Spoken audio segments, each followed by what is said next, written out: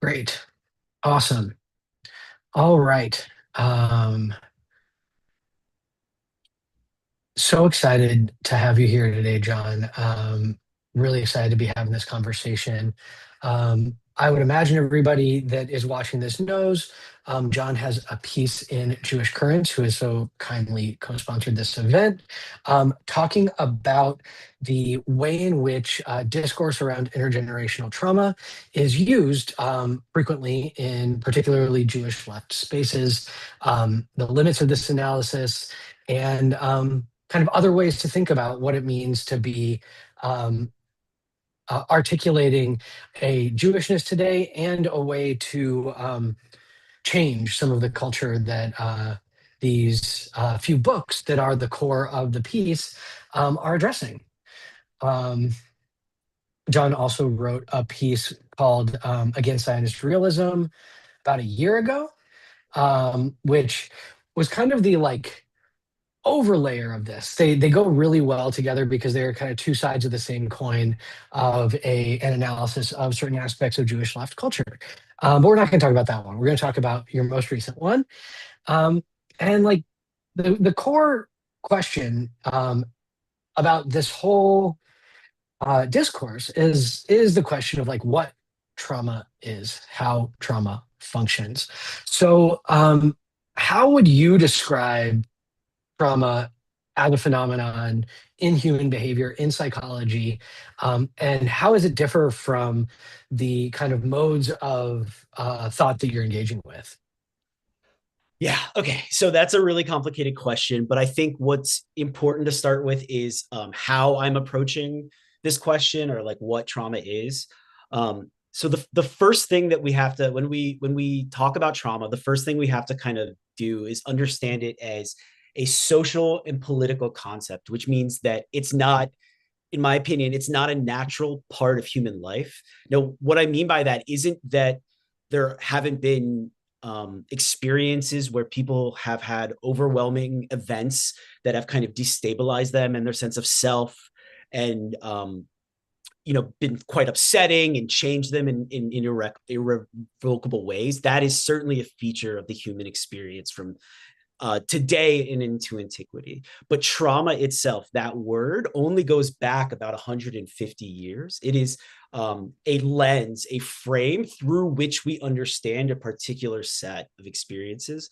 And so, to kind of give a little bit of context of that, it's in the article, but and to try to do it quickly, um, trauma kind of comes up as a concept in the mid 1800s in Europe, with the rise of modernity, the rise of the Industrial Revolution, and this kind of changeover from feudalism to capitalism, where all of a sudden people are living in like very new ways. And kind of the prime example is people were all of a sudden on train cars and they were riding the rails, and doctors were noticing that after train car accidents there were people who had experienced those but who had not suffered any physical injuries, but were still having uh, physical maladies, feeling pain but not exhibiting any sort of like physiological injury. And so they were at a real loss to kind of understand this, right? Where what does it mean to have a pain in your body, or have a kind of like mental kind of like psychological issue, and yet your body does not exhibit any sort of injury. And so in France, particularly Jean Charcot, and later and then Freud, who studied under Charcot, start to understand trauma as a psychic phenomena. That is something that involves the mind and the body with and I believe, at a certain point, Freud kind of defines trauma as what he calls a surplus of excitation, in that it is an individual experiences an event that overwhelms them, and kind of breaks down their sense of meaning. What they believe to be true is proved to no longer be true, and then they're kind of changed from that. Now, ironically, Freud argued that in soldiers from World War I who had experienced physical injuries, trauma was actually less prevalent. It was those who had not experienced physical injuries who often exhibited more signs of trauma, shell shock, at the time. And what's really important to understand is that really for a very, very long time, these symptoms of trauma, even as Freud was kind of arguing for their existence and arguing that it was a real psychic phenomenon that we had to take seriously, people, the prevailing wisdom of the day was of what's called dissimulation, or dissimulation. They thought they were faking it, right? They thought that they were maladaptive, or that they were just like weak, or that they were hypochondriacs, right? People didn't really take it seriously. And so trauma has kind of this weird history where it fades in and out of like popular consciousness. And it isn't until the 1970s and 80s where, with this like influx of very traumatized Vietnam vets, in tandem with feminist activists who understand sexual assault and rape as these very political issues on the personal level, alongside social workers who start to advocate for trauma as a very specific psychological condition. And in about 1980, the APA, the American Psychological Association, codifies PTSD, post-traumatic stress disorder, as a legitimate diagnosis in their DSM-3, the diagnostic, I forget what it stands for. I'm sure folks know what the DSM is, the diagnostic manual. And so that's actually a really good thing, right? Because it not only gives us an ability to like understand the suffering of people across a kind of variety of different spectrum of experiences, from women who have undergone like sexual assault to Vietnam vets to children. It legitimates and validates that pain and that suffering. It also gives folks the ability to seek redress from the state.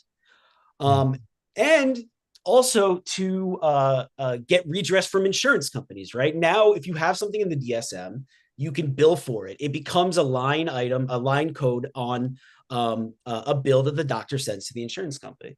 Now, the flip side of that, though, is that it turns a kind of medical issue or psychological issue into something approaching an identity, right? All of a sudden, I am a person with trauma. I have trauma.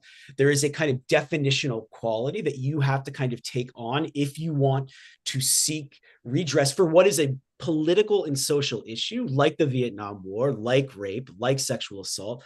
That has to then become articulated at the level of the individual, right? Because we live in a capitalist society, there are very few ways to seek redress for social ills other than as an individual. And so that's kind of like where we are now, where the DSM continues to include trauma.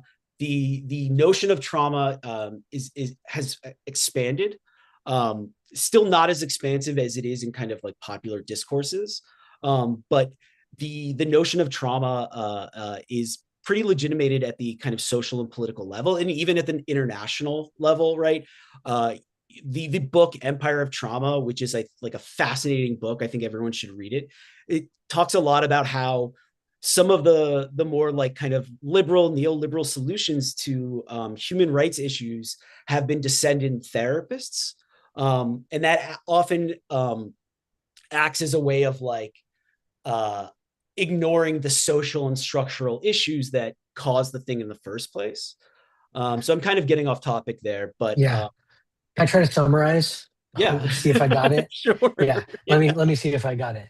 I'm not going to summarize everything, but like to where we are now is that because of the nature of our medical system and the atomization that occurs in capitalist society, that feeds into that medical system, trauma, just like a lot of other diagnoses, actually become an identity marker because that's the only way that you can gain treatment.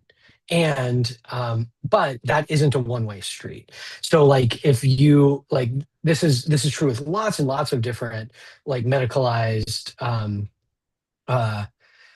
issues, that like not only do you have this thing that now like is observable, treatable, it also then gives you a almost like a community of people who also have that same thing that you gather around. Like as a really coarse example, like you go on Reddit, and I'm sure there's a subreddit for all kinds of different medical diagnoses that aren't just about the diagnosis, but about people coming into community around having it.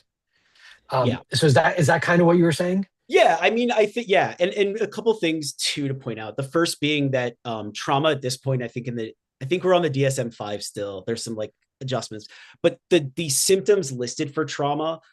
If you're, I read this recently, I forget where, but if you were to kind of like game out or calculate out the different combinations that you of symptoms that you could have, or that any one individual could have in order to be diagnosed with trauma, like that number is in the thousands if not tens of thousands, which means that trauma is unfortunately like still a more of a social and political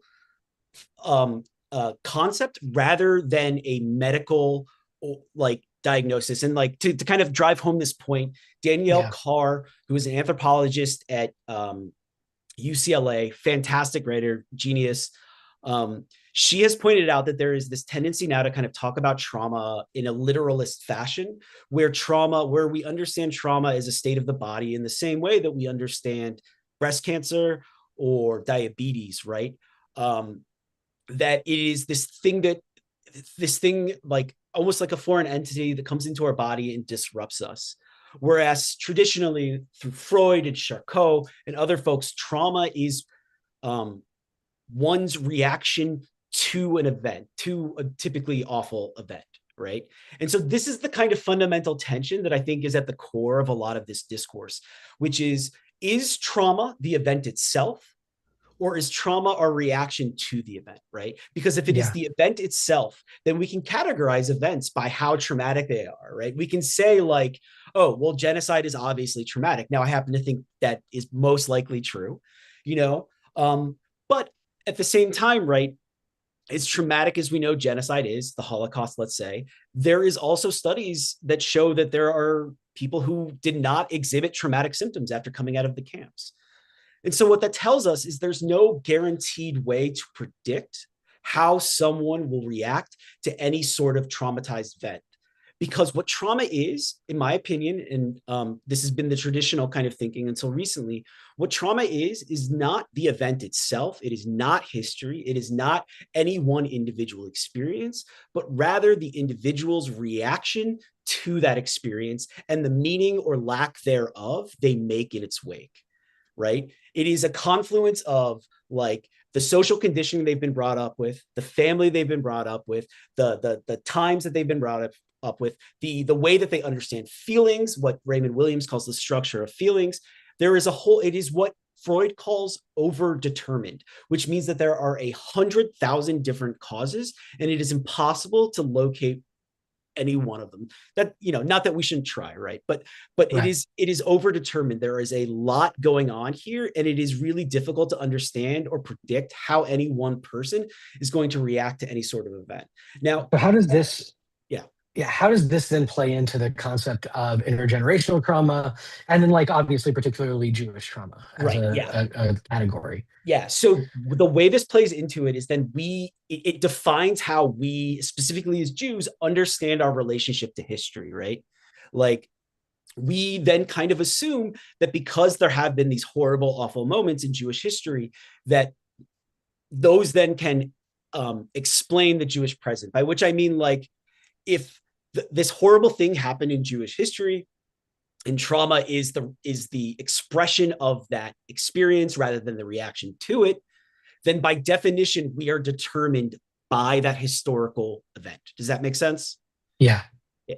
Yeah. Yeah. Yes. So like there's no need to interrogate kind of what happens in the middle, right? And so I want to talk about two people real quick. The first one is, I have this in my article, Frederick Jameson. He says history is what hurts.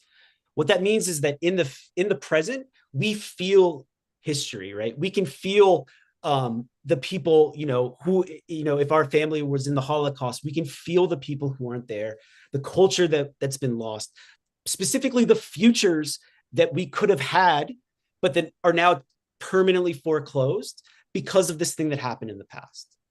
But the problem is that's not actually history we're feeling. It is the effects of history. We cannot actually know history if only because we can't travel back in time. right? We're not dealing with history, we are dealing with its effects. And that is a really important distinction. And so with that, I'll bring in Marianne Hirsch, who is another amazing writer on trauma, specifically intergenerational Jewish trauma, or the how like the experiences of trauma and its effects through different generations. And she writes a lot. She is, the family, or comes from a family of survivors herself, and she writes a lot about what it means to be second generation. I think the second generation Holocaust survivor, and she talks about it in terms of this um, the sense of like knowing, right, that the generation who came before you, the generation that experienced the traumatic event, like has experienced something that you live with every day, right? You live with a parent or whatever, who is clearly experiencing traumatic symptoms based on their reaction to the event they experienced. And you see that in the immediate sense. It's with you daily, right? And you feel their pain, and their pain feels like your pain. And within that, there is almost an unconscious desire to know their pain, to believe that you can kind of like take on their experience and know it for yourself. The problem with that is that's an illusion. Like, Jameson says, we cannot really know the past. We can't experience the past. And in our kind of desire to explain the pain and hurt in the present, what Hirsch says is that we take on this unconscious desire to know. I believe the term she uses is to mark ourselves with the same mark as those who came before us. But again, like Jameson, we are not actually dealing with trauma itself. We are dealing with the effects of trauma, right? And so And an interpretation of those effects. yeah.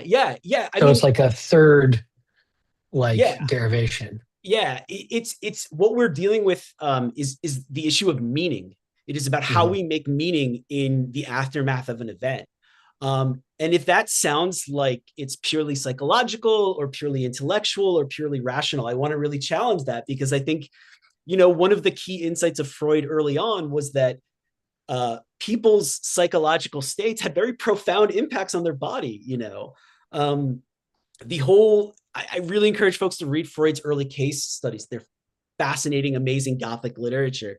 And the majority of his patients are women who, because of the oppressive Victorian society that they've been raised in, and because they often have no language for the expression of feeling, have internalized a lot of kind of traumatic events, and their effects are often physical in nature, right? They're not expressed consciously, they're expressed unconsciously. One woman can't walk, another woman can't drink water, right? And so what Freud is doing is Freud is giving them, or at the very least working with them, to create a language of expression that can at the very least surface those feelings, surface those experiences, and then work through them. Yeah. And so going back to the way this gets transmitted, one of the core tensions in your piece and in a lot of talk about trauma today is this question of epigenetics, which I'll try to define it as I understand it, and then you can please correct me. Which is which is that when individuals and or populations undergo extreme duress, it can affect the expression of their genetics. It doesn't actually change your genes, but it changes how your genes express, and that difference in genetic expression can be passed down biologically to your children, and even if you don't even you don't explain to them anything, you shared with them nothing about that experience, they will have within their bodies, because of how their genes are expressing.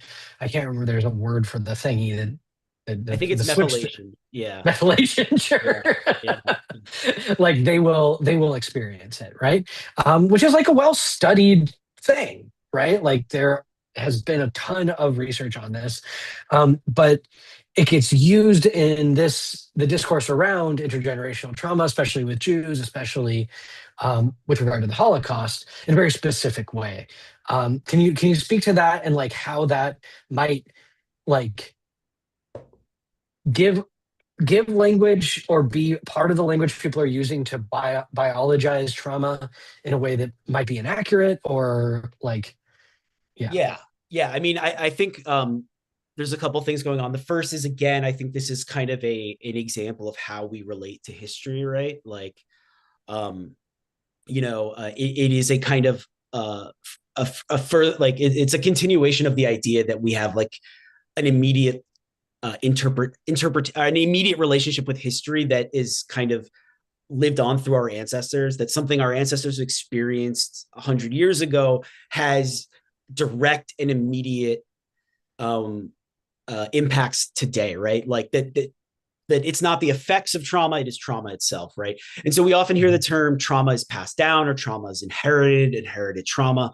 And there's a great paper from Rachel Yehuda, who was the kind of prime researcher on Jewish epigenetic phenomena. She no longer works in that field. She focuses now more on psychedelics. Um, but there's a great paper from 2018 whose name is very long and scientific, and I'm not going to say it, but it is linked to in the article.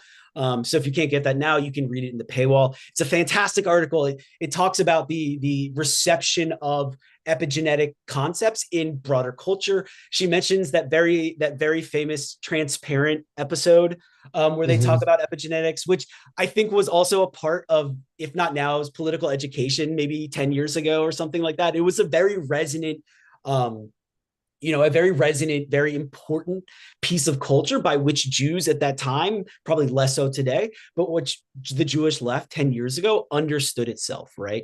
And so the main kind of idea is that trauma is inheritable. And she very distinctly in this paper says that it is not, right? That it is, again, the effects of trauma. So the way epigenetic markers show up is understood to be primarily that your ancestors, your mother, your father, and granted, like this, we really don't have evidence that it goes beyond one or two generations.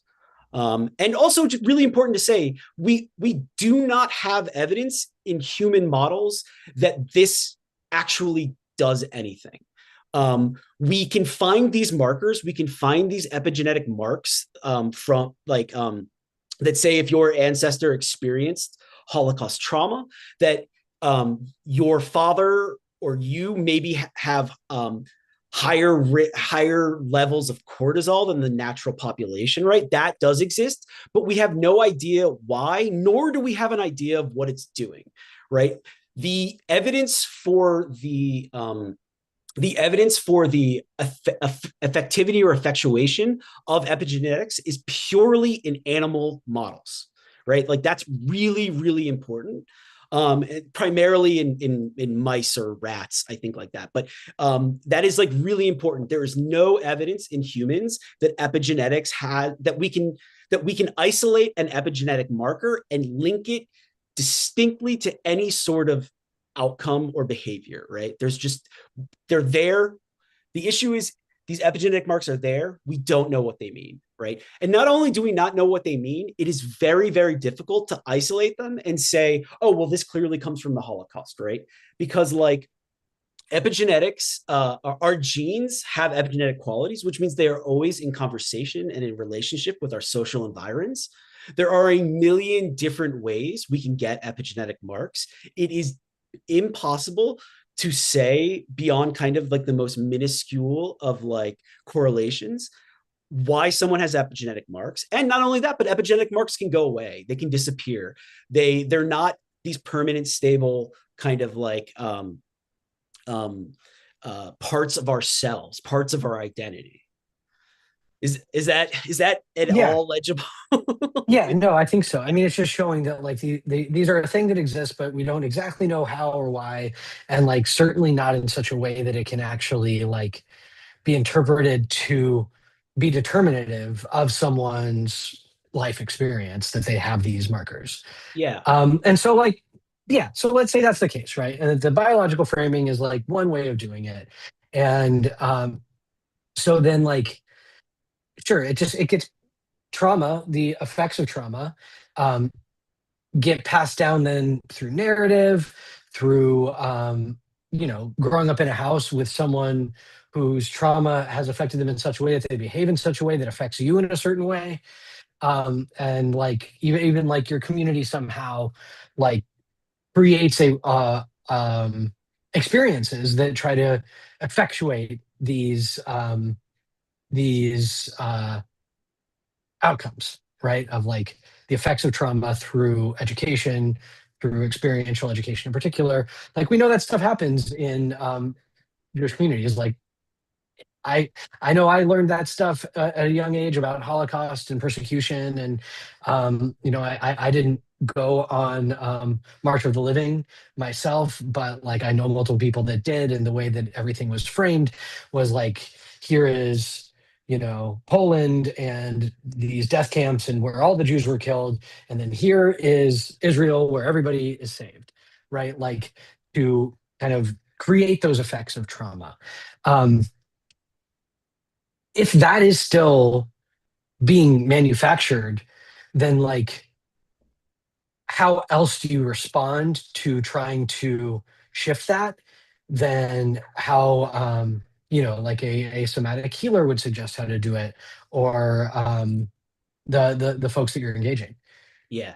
Yeah, I mean, I think that's the question, and a lot of folks who are focused on Jewish trauma do understand it as in these kinds of like it isn't just Jews are broken people or something. There are these outside influences. I think there's a couple of things to keep in mind. The first thing is right, like the way we talk about Jews in general on the Jewish left, and I made this point in my last article, is it's mythic, right? We are not actually talking about Jews in like a material sense, right? Where we understand them as in kind of a diversity or plurality of identities, right? So one of the points I made in my last article, right, is that there's a class element to Zionism where those in kind of higher tax brackets, or if you want to be Marxist about it, the bourgeoisie are much more likely to be hardcore militant Zionists, right, than those who are like more working class or middle class, right? So to me, that's important, right? We need to like when we're talking about Jews in the kind of broad sense, even if we distinguish between Ashkenazi or Mizrahi or something, I would argue those are actually less important than understanding things like class, politics, whether they live in a city, whether they live in the suburbs, that kind of thing. I think that those elements of identity are much more important. Also, their relationship to Jewish communities. We know 60% of Jews do not belong to a temple at all, right? 20% of Jews who do belong to a temple do not go more than once a week or once a month or something like that, right? We are living in a moment where connection to Jewish community is at an all-time low, right? So we can't just understand this as a kind of issue embedded within Jewish individuals, right? It isn't just a matter of what's in hearts and minds of Jews, but a question of kind of like what traditionally on the left has been called ideology, which is a question of power, right? Who controls, I'm forgetting his name, but there's a collective trauma theorist who talks about the symbolic means of production, which is like a very cutesy phrase, but like, but like, I think it's real, right? Like who controls the means, the literal material means by which narratives are manufactured? But even that is like not the entire story, right? Because that doesn't then, just because we have this kind of manufacturing consent model, which I have a lot of issues with because it kind of presumes that just because power manufactures a narrative, people are going to believe it, right? And that's not actually how it works. Like, everyone, Jews included, are in critical dialogue with the hegemonic ideologies that they come into contact with. And so we have to actually ask, well, if an ideology is succeeding, why is it succeeding? Right? Why is it able to not just kind of be internalized, but actually get people to act on its behalf? And that's a productive question, right? That means that it's doing something for people. It's speaking to their desire. It's positive, not in the sense that it's good, but positive in the sense that it doesn't take away from someone's life. It actually adds to it, And so we have to ask, like, what is it about Zionism that people are getting from it, right? And I think, like, in this kind of like moment where we're in, where identity is is so important. And I don't mean that just in terms of like race or religion or anything like that. I mean, there are people who violently identify as gamers, like that's a real Yeah. phenomenon, like there's a real desire in this moment to like know who you are, what you're about, and how you should be in the world. It's a metaphysical question. And I think for a lot of people, Zionism has those answers. You are a Jew, you're proud, you were once persecuted, but now you're not, right? It is like a really kick-ass story. It's the wrong story and it's bad and it's violent and I'm opposed to it, but it is a story, and I think that Yeah. that is like really important. And something that gets lost often when we focus on discussions of like Jewish safety as the primary motivator for why people kind of attach themselves to Zionism. And so, kind of the difference that I'm parsing out here, just based on having read some of the folks that you wrote about and read your article, is that their contention is that Jews primarily gravitate towards Zionism because they have intergenerational trauma that has made them afraid, and that Zionism offers a solution to their fear, which is a militant state that can like violently protect them. And kind of what you're saying is that like that piece might be true for some people, but actually isn't necessary in this calculus to understand why people are attracted to Zionism. They don't even need the trauma Yeah. for us to understand that that is an attractive and appealing narrative that people, traumatized or not, might be like, yeah, I want to identify with that. That gives me a sense of community, collectivity, history of who I am in a prideful way. And I don't. One other thing is like it aligns me with power, like especially in America. Like you know, um, what president didn't identify as a Zionist, right? Like Democrat or Republican. Like it is about an alignment with power. Yeah, I mean, what you're describing is a politics, right? It's a program, it's a vision, it's an understanding of what how the world is and what they want it to be, right? And so I think there's a tendency in a lot of these works that pops up over and over again broadly to see people who are violent, militant, angry Zionists as dysregulated, as expressing some sort of trauma, right? Um, and even if one understands them to be mistaken or to be acting on the collective trauma, the notion of a collective trauma that's been inculcated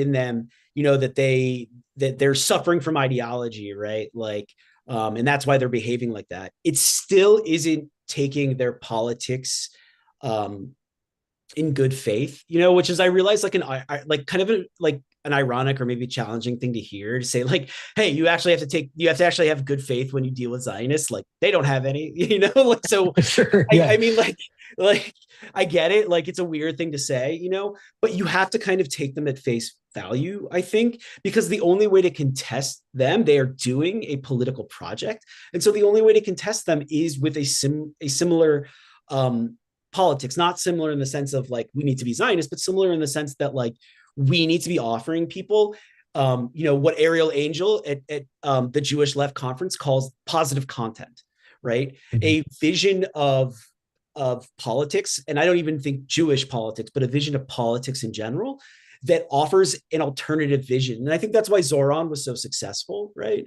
Um, the world that Zoran wants to build, what he wants to do, what it would mean if he wins. And that attracted a lot of people who maybe like weren't totally sure, but because they uh, because they could like gravitate towards the positive content, they don't, they feel maybe more inclined to kind of live in the discomfort of, like their neighbor who says Zoran hates Jews or like whatever, you know what I mean? Sure. Yeah, yeah, yeah. So like, yeah, like if you already are committed politically, it's like anything. Like I think we all have the tendency to get um well, oh man, I'm forgetting the phrase. But when you feel like you have committed so much to a project that now like you're overcommitted and you can't back out of it, so you need an excuse as to why you can't back out of it, even though you're experiencing something that contradicts it, right? Like Yeah. that doesn't necessitate a deep internal injury, that can also just be, it could, right? Like it might, but it doesn't necessitate it. Um, Yeah, and and one so, thing, sorry, one thing I do want to add to that is that, the other issue with a lot of this stuff, with a lot of the Jewish trauma discourse, is that it is an issue of projection.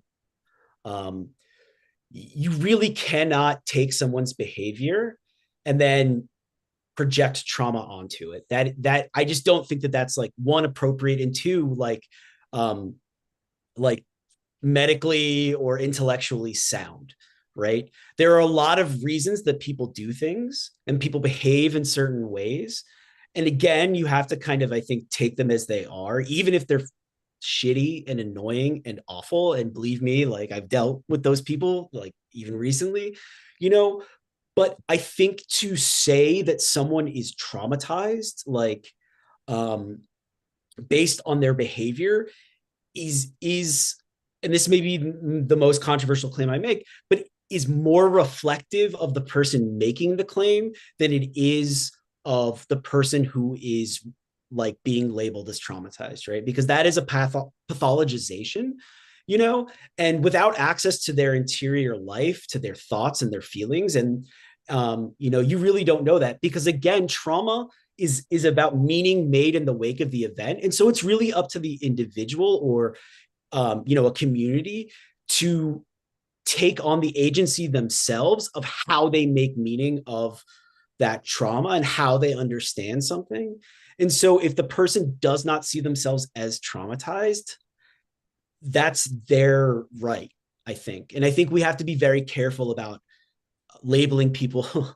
Sorry, 4 people dropped off, but I think we have to be very careful about labeling people as traumatized. I think it's a very dangerous political practice. um, okay, so just want to let the folks know who are here.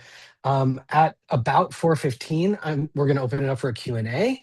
So start thinking if you have questions, maybe even write them down beforehand. One thing I always like to say when I'm moderating a Q&A, it is a Q&A, not an A and A. So please do, like, if you have to offer some context before your question, of course, but try to keep that as limited as possible and end whatever you're coming off of mute to say with a question mark, so that it can be addressed in that way.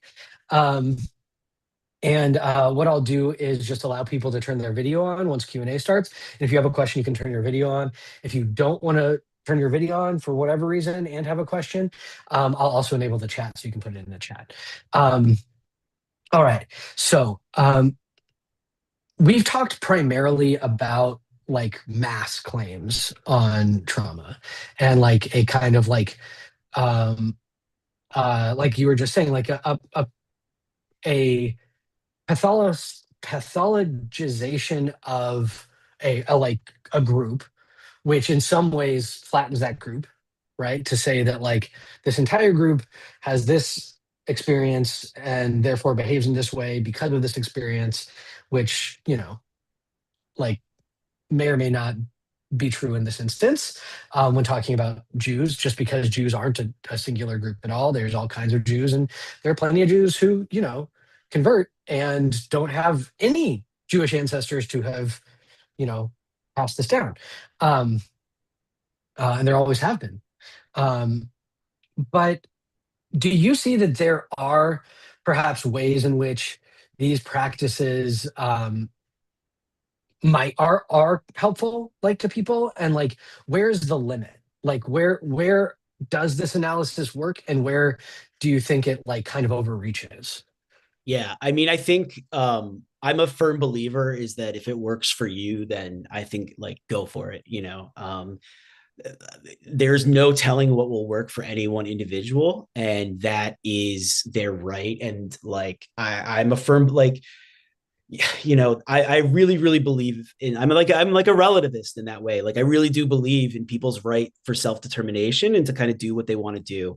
In terms of, like, political spaces, yeah, I mean, sure, there was, I think if certainly I've been in DSA meetings where we've done, like, grounding exercises, or just a way to kind of, like, start like a meeting, to help focus and stuff like that. I certainly think that those can be useful. And again, like if a group wants to do it and that works for them and no one feels coerced, like 100% go for it. I support it 100%. As to whether these things are healing trauma, I don't know. That's up again to the individual. The problem is that we live in a society, we live in a moment, we live in history where things are constantly happening and constantly dysregulating us and constantly kind of knocking us off our balance. And so healing then becomes a process, and one that presumably never ends. And that's fair. I've been in therapy since I was 15, off and on, off and on, off and on. So certainly I Since I am was committed. 8. So I'm committed to my own healing, sure. But in terms of politics, I think the prescriptive quality of some of this stuff makes me uncomfortable, because to advocate for someone, an individual or a group of people to heal, you must first advocate that they're broken, or sorry, not broken, that's uncharitable, but like that there's something wrong, right? And then you have to ask, like, okay, well, who determines that there's something wrong? Because unless it's like a group decision or an individual's decision, right, that implies an authority. Lacan, who, if folks don't know, was a French psychoanalyst and philosopher. He talks about something called the subject supposed to know, which is the problem in therapy is that the therapist is always positioned or can be positioned as an authority, someone with the answers, someone who says you are healed, you're not healed. And when we move that kind of, and he was against that, by the way. And I don't think every therapist or healer is doing that, but what it does is it names a kind of like problem or relationship that can show up in healing. And so some of the central claims to these books, particularly the ones that are more focused on healing in political spaces, is there's often these examples of people who are dysregulated or acting inappropriately or causing these huge scenes. And certainly if you've been on the left, you've seen that. Like that is a feature of what happens when strangers get together with no other interests other than their own and self. it never happens on the right, though. No, well, I don't know how I mean, they're better at it. I think they just don't care, but like, Yeah.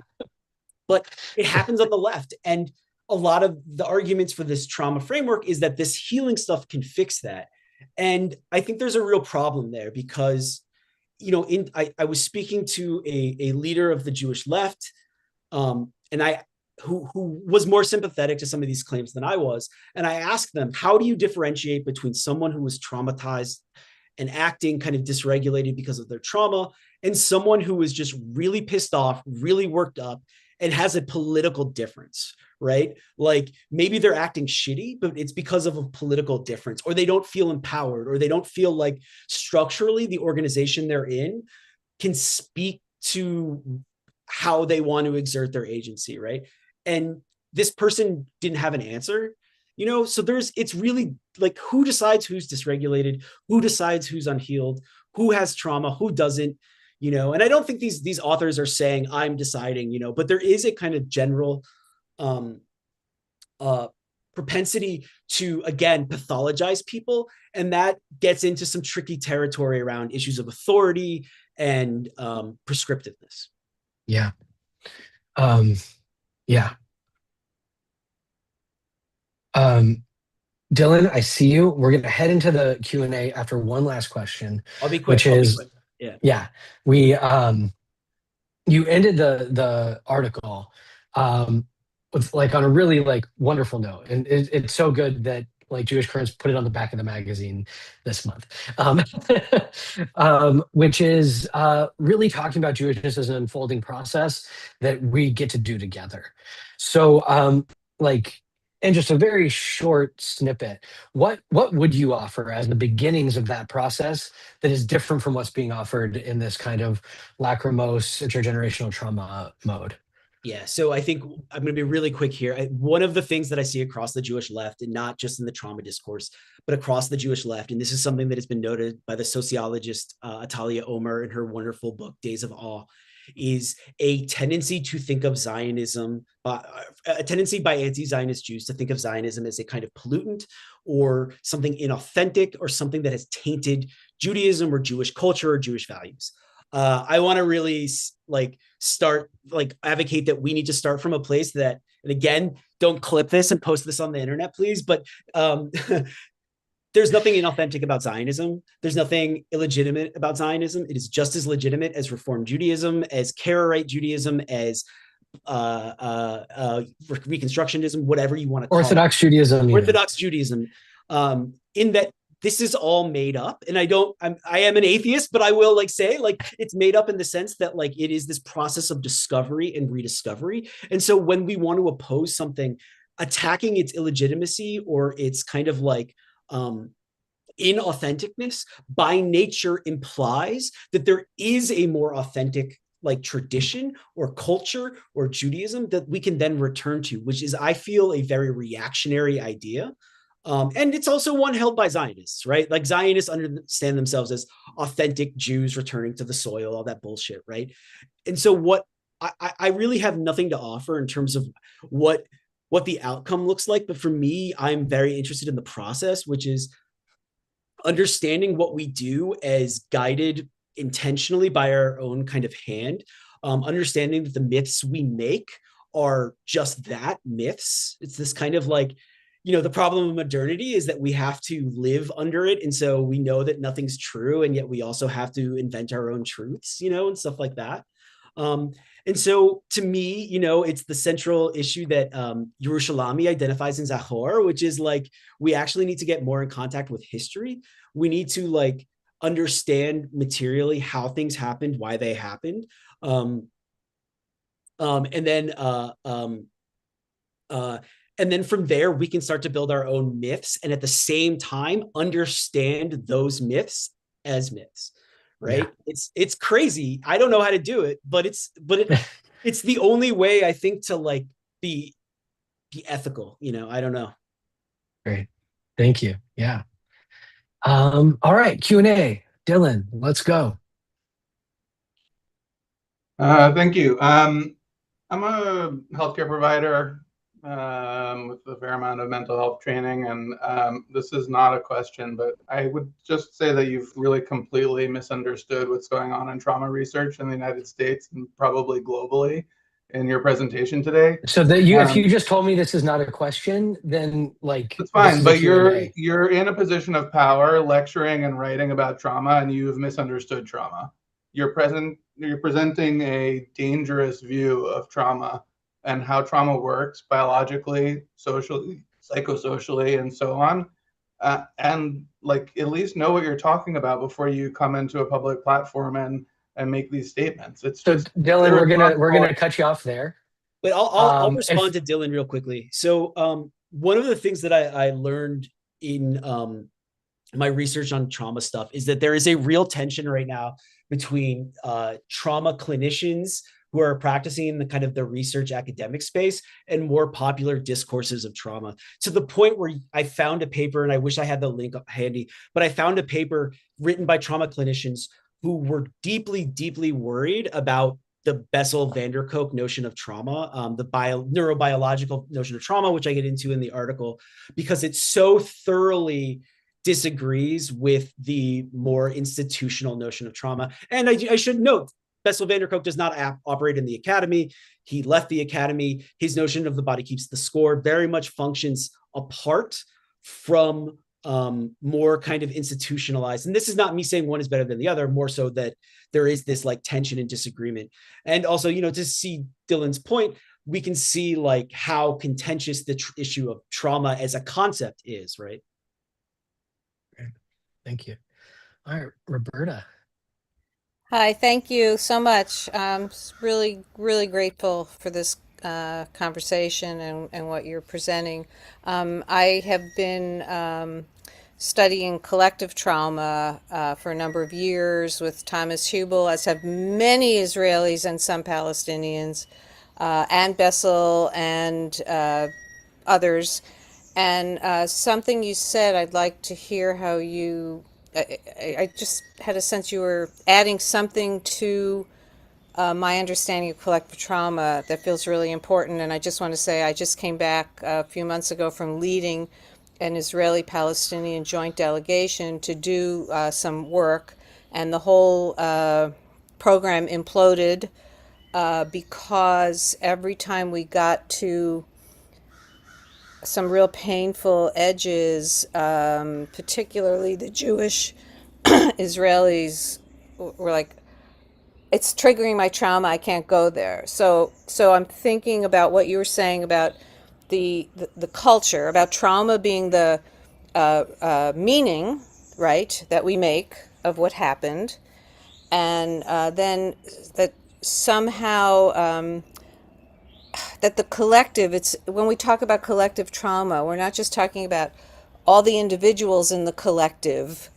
having the trauma. That the collective energy or the the collective something is. So if you could just speak a little more about that. There's a lot of work going on. I'm sure you know now, right now, not a lot, but let's just say I know of quite a bit of work on trauma going on in joint spaces, joint and separate spaces. And so, yeah, anything you could add to that. Thank you. Yeah. Awesome. Thank you so much, Roberta, for your question. Yeah. So just to, let me say that like I'm not super up on the Israel Palestine kind of collective trauma stuff. I very intentionally write about American Jews. But what I will say is that I have done academic work in grad school in Northern Ireland, right? Which was, or at the very least is understood by folks who do this kind of work in Israel and Palestine to be a similar situation in which you have two different peoples politically who kind of politically opposed each other through a conflict and have very different narratives about what that conflict was, what that conflict means, and how that happened. Now, in Northern Ireland, the kind of detente that they've reached after the Good Friday Agreement is that everyone is entitled to their history and to their narrative, right?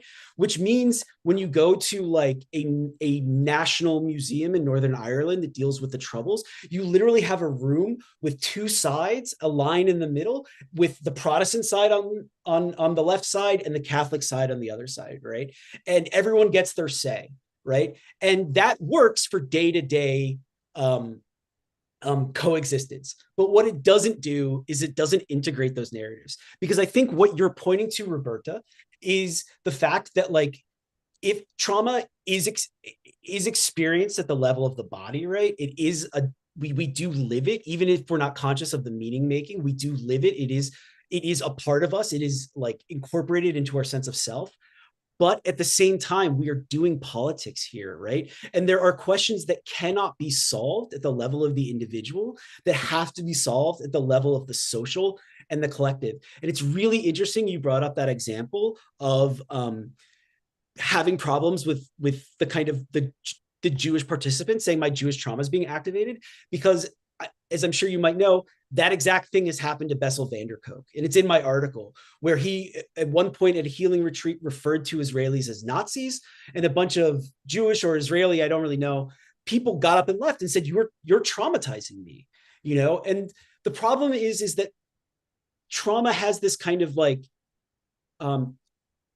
amoral like quality to it. It is understood totally as a medical phenomenon rather than a social and political phenomenon.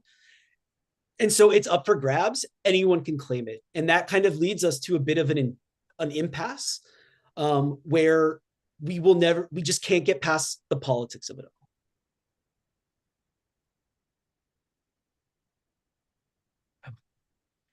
Well, we're going to get Dania, and then we'll go back to what perhaps wall number 2. I don't know what his name is. Hi. Thank you for such a interesting and deep conversation.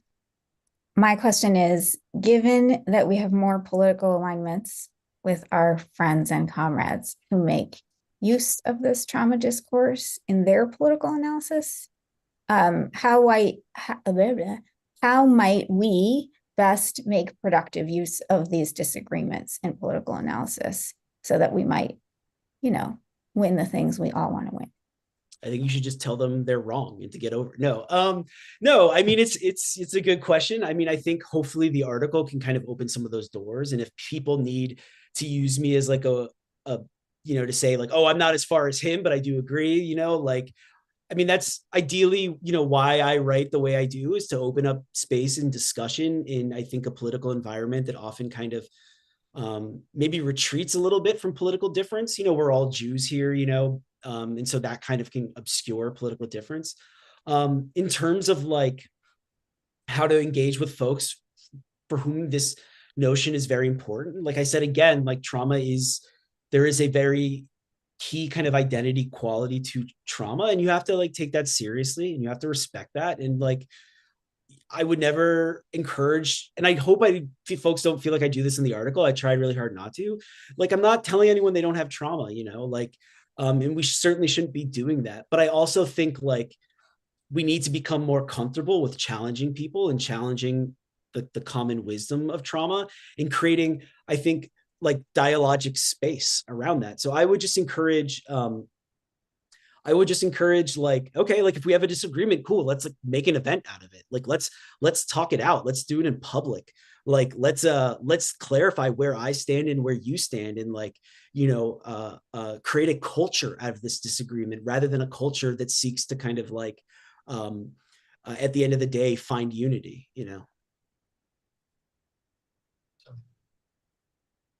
All right. The man with Roberta. Hi, I'm her brother, Steve. Hi. Thanks.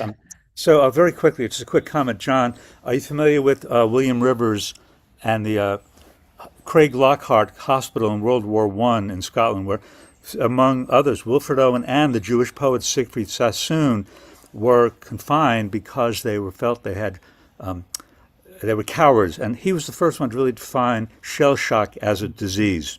And how he treated it is very relevant even to today. So William Rivers, Craig Lockhart, he treated the Jewish poet Siegfried Sassoon and Wilfred Owen, who I'm sure you're familiar with. Question about not familiar with, but thank you. He's one of the great war poets of World War I. He was killed in the last week of the war. He wrote the famous poem, Dulce decorum est morti patrium, how glorious and sweet it is to die for the country, in great satirical, one of the great verses of World War I. But William Rivers was the doctor who first identified shell shock, i.e. trauma, PTSD, as a medical condition, and how it was being mistreated historically. And he was a very... But I have a question about epigenetics and telomeres, which you haven't mentioned.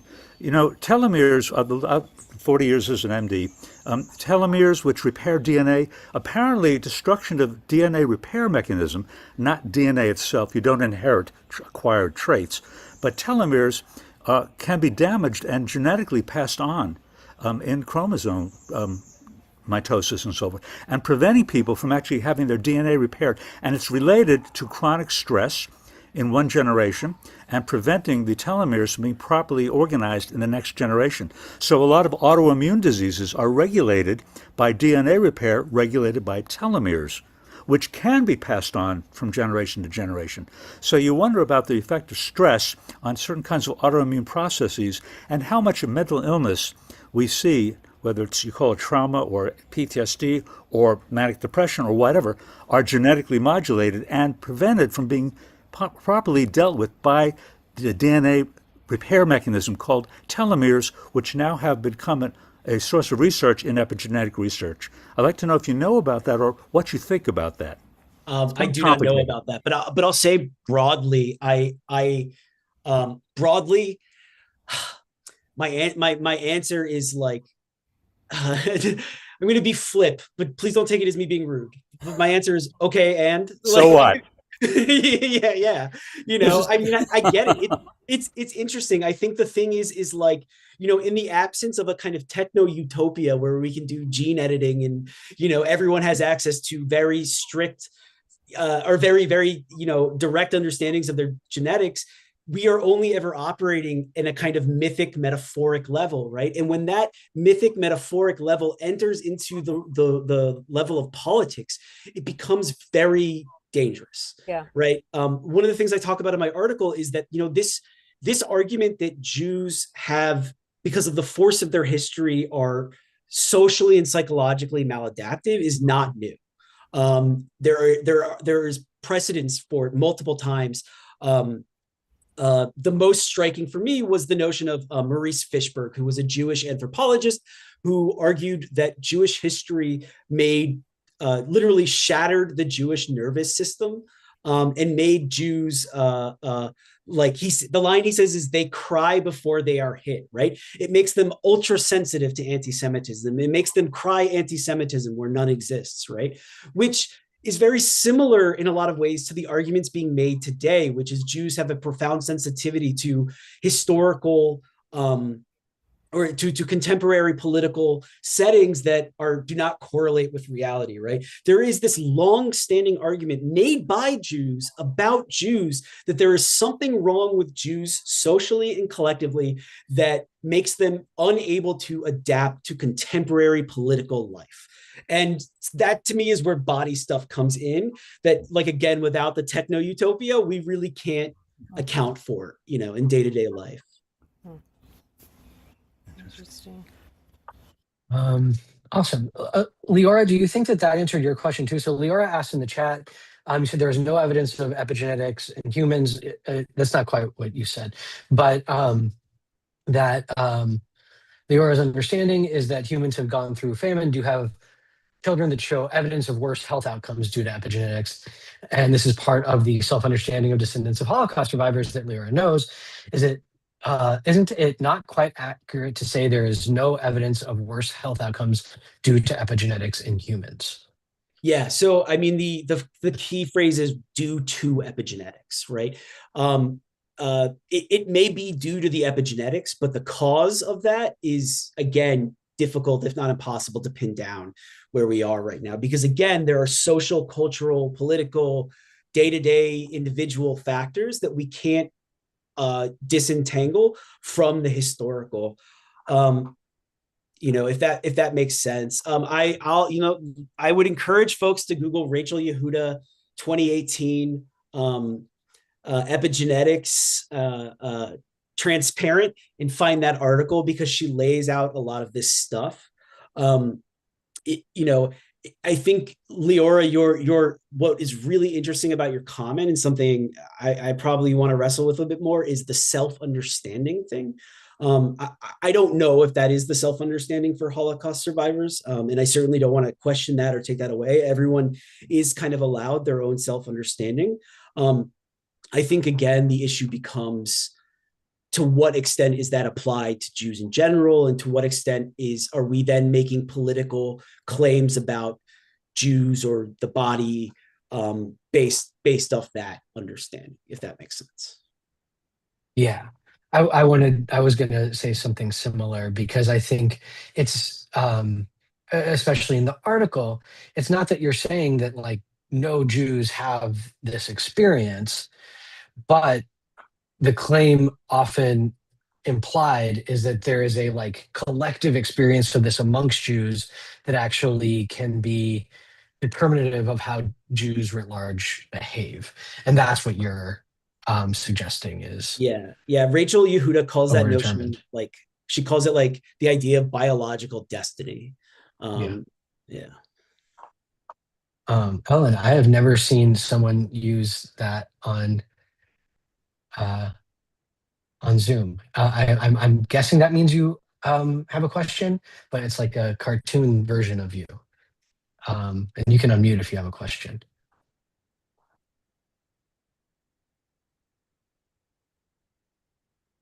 Oh, okay. All right. If there are no more questions, I think we can end it there.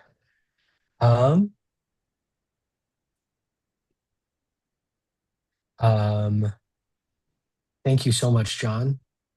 Oh, Roberta's got one more thing. Yes, no, I mean, I again, I want to be very clear. I am not talking about the Israeli context. I'm not aware of it. I mean, I'm not saying that's what Roberta is saying, but I do want to be very clear. The contexts are different. Historical circumstances are different. Societies are different. And I do think I cannot like disagree that Israeli society, for whatever seems to be happening there right now, is under experiencing some sort of collective trauma. In though I do not think it is one where it starts in the individual and ladders up, but rather starts at the social level and ladders down.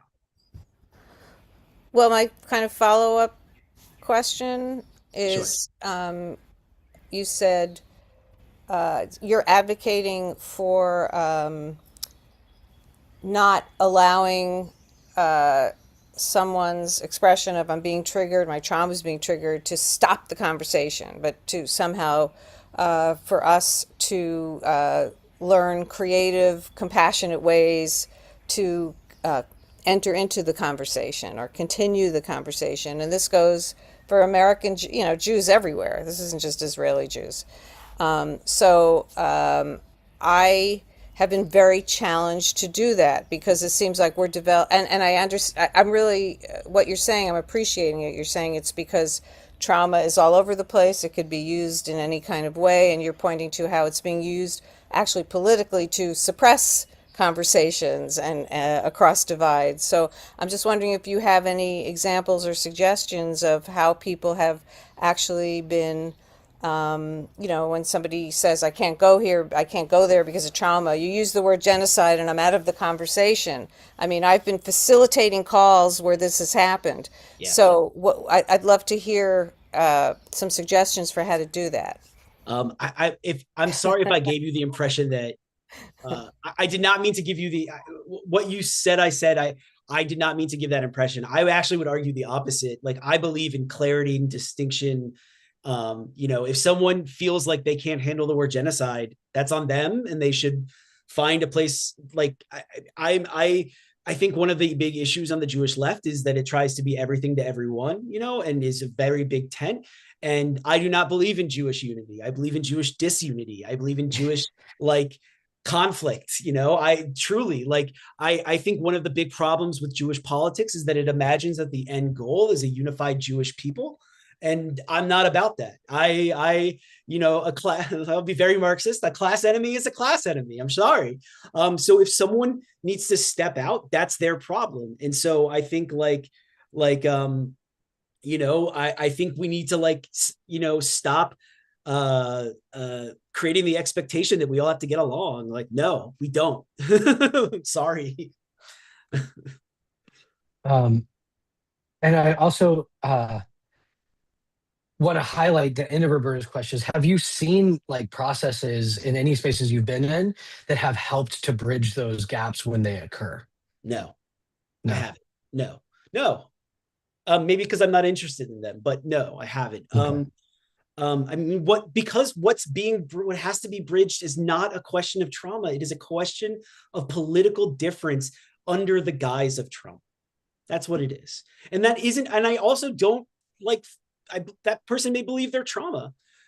They're traumatized, and that's okay. I'm not saying they're not. I don't care about that. I think we have to just be very you have to know your politics. You have to know what you're about and what means something for you and what doesn't, and and what you're striving for, Yeah.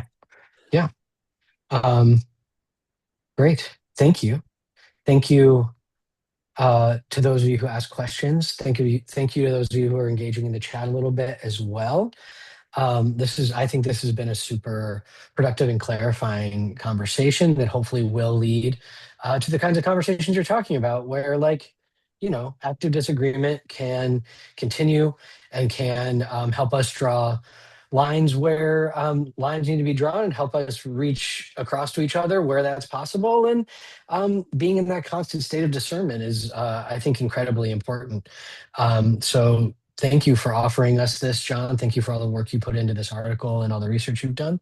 And I hope everybody subscribes to Jewish Currents so they can read it now, and then we'll read it when it becomes available.